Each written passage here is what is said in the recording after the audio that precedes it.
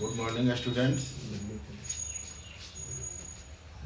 कल आप लोग को हिंदी क्लास 5 का पाठ 4 का न्याय मंत्री पाठ को पढ़ाए। फिर आज दूसरा वीडियो मैं आप लोग के पास भेज रहा हूँ। आशा करता हूँ कि आप लोग भी अच्छे से पढ़ रहे होंगे, समझ रहे होंगे।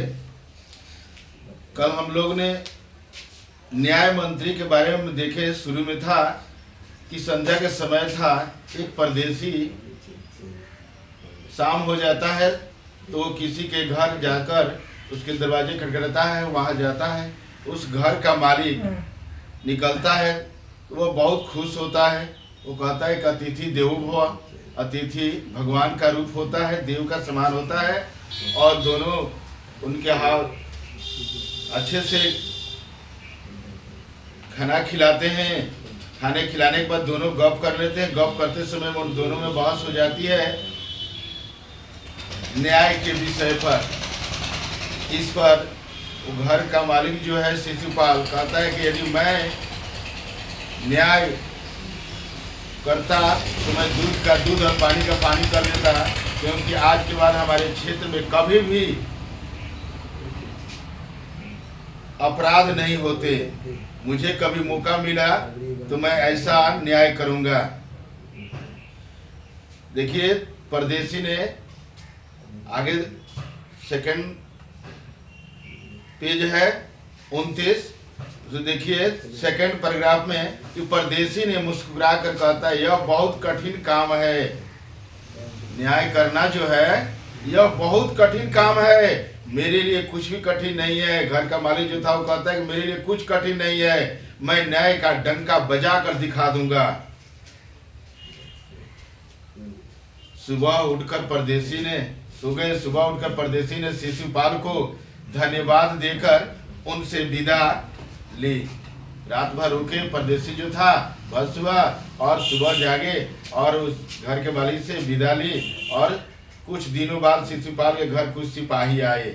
जब वो चले जाते हैं, कुछ समय बीता जाता है, चले जाते हैं, तो कुछ दिन के बाद शिशुपाल के घर सिपाही आते हैं, पुलिस आते हैं और उनसे दरबार में चलने के लिए कहा कि चलिए। पहले जमाने में राजा लोग होते थे, जो मालिक होते थे उसी दरबार लगता था, तो उसी दरबार में बुलाने के लिए राजा का सिपाही आए। शिशुपाल सहम गए, डर गए। वे ये न समझ सके कि सम्राट ने उन्हें क्यों बुलाया है। जो राजा था, सम्राट जो था, वो क्यों बुलाया है उसके बारे में उन्हें कुछ भी मालूम नहीं थे। कहीं उस परदेसी ने सम्राट से झूठी शिकायत तो नहीं कर दी। अब उनके मन शंका में पड़ जाता है, आगे पीछे सोचने लगता है कि कल परदेसी आया था कुछ दिन पहले, वही तो कुछ शिकायत नहीं कर दी। सोचते सोचते वे सिपाहियों के साथ चल पड़े। बच्चों देखो, जब भी वो सिपाही चलते हैं उनके पीछे पीछे शिशुपाल भी चल देते हैं। शिशुपाल दरबार में पहुंचकर देखते हैं कि सभी सम्राट अशोक मुस्कुराते हुए बोले। सम्राट कौन है? अशोक ही सम्राट हैं। बोले आपने मुझे पहचान लिया होगा, याद है आपने कहा था कि यदि मुझे अवसर दिया जाए तो मैं न्याय का मैं डंका बजा दूंगा। वही परदेसी समझ लो, जो उनके घर रात भर रुका था और उसी से बातचीत के समय ये शर्त लग गई थी कि मुझे कभी मौका मिला तो मैं न्याय अच्छा करूंगा, न्याय का डंका बजा दूंगा। वो कोई दूसरा नहीं था, अशोक सम्राट ही था। जब अशोक सम्राट के दरबार में शिशुपाल पहुंचा तो अशोक सम्राट ने कहे कि मुझे पहचाने आप, मैं आपको अवसर देना चाहता हूं कि आप आज तैयार हैं न्याय करने के लिए। शिशुपाल ने बड़ी शांति से उत्तर दिया, यदि सम्राट की यही इच्छा है तो मैं तैयार हूं। और शिशुपाल भी जो था वह तैयार हो गया। फिर सम्राट कहा ठीक है, कल से आप न्याय मंत्री नियुक्त हुए। आज कल से इस दरबार के न्याय मंत्री के रूप में आपको नियुक्त किया जाता है, पद दिया जाता है। सम्राट ने अपने हाथ से राज मुद्रा उतार कर शिशुपाल को पहना दी। एक राज मुद्रा होती है, सोने की, हीरे की होती है, जो भी वो होता है राजा के दरबार में, वो अपने उतारे और उस जो था शिशुपाल को गले में डाल दिए, पहना दिया। अब शिशुपाल न्याय मंत्री थे, अब उनको पद मिल गया दरबार में न्याय मंत्री के। उन्होंने राज्य की समुचित व्यवस्था करनी आरंभ कर दी। जब पद मिला तो अपना व्यवस्था करना, अपने राज्य के, अपने क्षेत्र के विकास करना, कहीं कोई गलत ना हो इसके बारे में सोचने लगे, व्यवस्था करने लगे। उनके सुप्रबंध से राज्य में पूरी तरह शांति रहने लगी। वो इस तरह से न्याय करते थे, इस तरह से राज्य को चलाने लगे कि चारों तरफ उनके क्षेत्र में शांति का माहौल बन गया।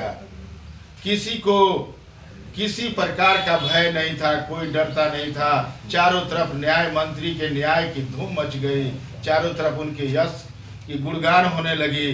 सभी लोग उनके न्याय का गुणगान करने लगे। लगभग 1 महीने बाद इसी तरह करते करते 1 माह बीत गया। बाद में किसी ने एक पहरेदार की हत्या कर दी। एक केस आया उस दरबार में कि एक पहरेदार की हत्या कर दी। सुबह होते ही यह बात चारों तरफ फैल गई। अरे हत्या होती है तो देखते हो कितनी जल्दी पूरे गांव में, क्षेत्र में, मोहल्लों में फैल जाती है। उसी तरह वहां भी पूरी तरह से फैल गई। लोग बड़े हैरान थे, अचंभित थे कि शिशुपाल की तो नींद ही उड़ गई, चैन उड़ गई, नींद उड़ गई कि अब इसको क्या किया जाए। उन्होंने अपराधी का पता लगाने के लिए दिन रात ये कर दिया। अब तो न्याय करना था, उनको न्याय का डंका बजाना था। अब उसके अपराधी को पता लगाने के लिए रात दिन सोते नहीं थे, उसी को दिन रात पड़े रहते थे। जब अपराधी का पता लगा तो शिशुपाल बहुत चक्के रह गए, अचंभित हो गया शिशुपाल जब पता किए स्वयं सम्राट ने ही पहरेदार की हत्या की थी।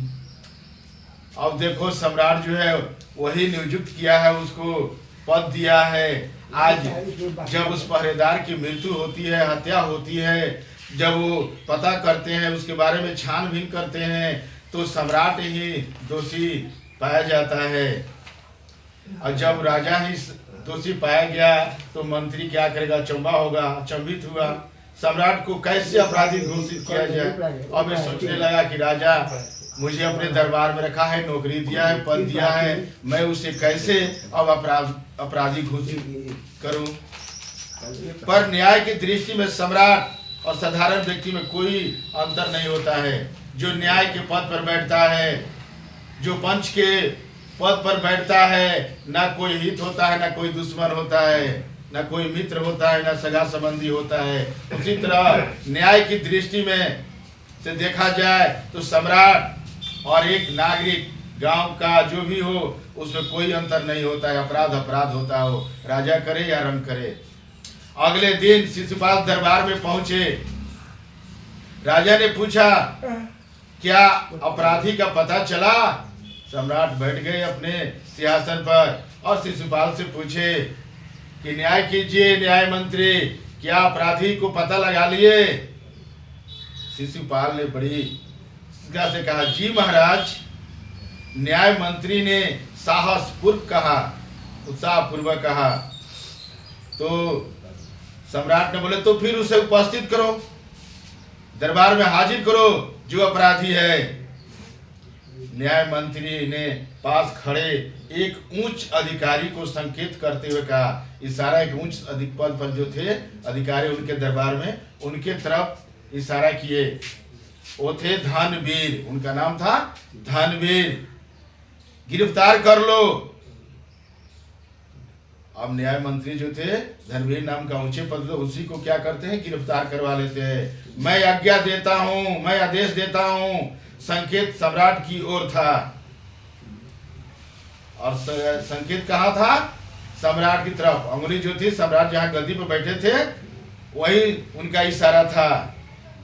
दरबार में निस्तंभता छा गई, चारों तरफ उदासी छा गई, सब लोग अचंभित हो गए, सब लोग देखने लगे ये क्या कर दिया इसने। सम्राट का चेहरा क्रोध से लाल हो गया। अब सम्राट अशोक था पद दिया था, वो एकदम लाल हो गया, क्रोधित हो गया। वे सिंहासन से उठ खड़े हुए और बोले, इतना साहस, मैं तुमको पद दिया, सब कुछ सामान दिया, और आज तुम मुझे पर अपराध घोषित कर रहे हो, मुझे ही हत्यारा साबित कर रहे हो, मैं ही दोषी हूं। न्याय मंत्री ने जैसे कुछ सुना ही न हो, राजा सम्राट के बातों को उसने अनसुना कर दिया, सुना ही नहीं। वे बोले, धनवीर देखते क्या हो। एक जो था सिपाही, उसका नाम भी धनवीर था। उस धनवीर से बोला, सिपाहियों इसे पकड़ लो, देखते क्या हो, अपराधी को गिरफ्तार करो। दूसरे क्षण ही सम्राट के हाथों में हथकड़ी थी, और जो था सिपाही वो क्या किया, राजा के हाथ में हथकड़ी डाल दी। न्याय मंत्री ने कहा, अशोक तुम पर पहरेदार की हत्या का आरोप है, तुमने ही पहरेदार की हत्या की है, तुम इसका क्या उत्तर देते हो। उसके तो पूछा गया कि सम्राट मेरे जांच पड़ताल से पता चला है उस पहरेदार का हत्यारा अशोक सम्राट ही है, लेकिन मैं आपसे पूछता हूं कि इसके संदर्भ में कुछ आपको कहना है, बोलना है तो आप कह सकते हैं। सम्राट अशोक चुप रहे, और सम्राट अशोक अभी चुप रहते हैं, कुछ नहीं बोलते हैं। बस बच्चों इतना 2 पेज पढ़ा दिए, फिर कल दूसरे पेज पर पेज नंबर 31 और 32 को पढ़ाया जाएगा। इस पेज को अच्छे से पढ़ लीजिएगा, घर पर रीडिंग दीजिएगा और याद कर लीजिएगा पूरा कहानी को, क्योंकि जीवन में बहुत उपयोगी पाठ है इसे न्याय करने का। कभी मौका मिले तो ऐसे ही इनसे सीख लीजिएगा। Thank you.